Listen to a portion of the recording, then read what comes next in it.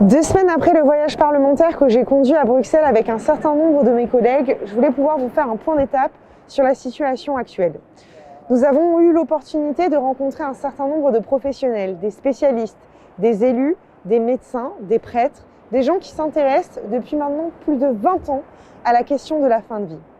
Nous avons eu l'opportunité d'apprendre énormément de choses de leur expérience et contrairement à ce qui est malheureusement décrit trop souvent dans les médias français, la Belgique est un véritable exemple d'humanisme et d'humanité. La proposition de loi que je porte avec mes collègues a un but très simple: offrir une opportunité, une liberté supplémentaire à ceux qui le veulent de pouvoir mourir dignement. Les lois Leonetti ont permis d'apporter une première pierre à l'édifice. Grâce à elles, les soins palliatifs ont été développés et c'est aussi l'un des objets de la proposition de loi que je porte.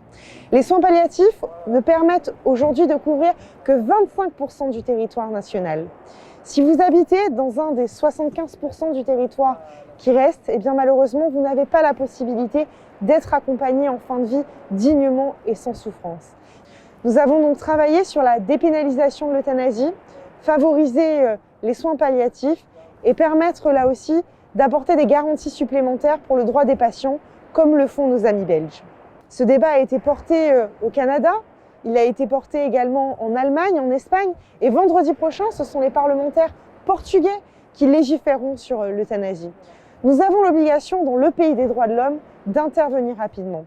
Vous êtes plus de 96% à vouloir que la France légifère en faveur de l'euthanasie. Vous êtes extrêmement nombreux depuis maintenant quelques mois à m'apporter vos témoignages, extrêmement humains, extrêmement prenants.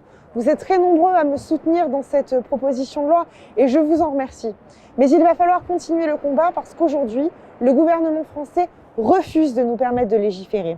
Alors je compte sur vous pour continuer à vous manifester sur les réseaux sociaux ou ailleurs auprès de vos parlementaires pour leur dire qu'il est important de pouvoir légiférer pour apporter cette liberté fondamentale à ceux qui la demandent.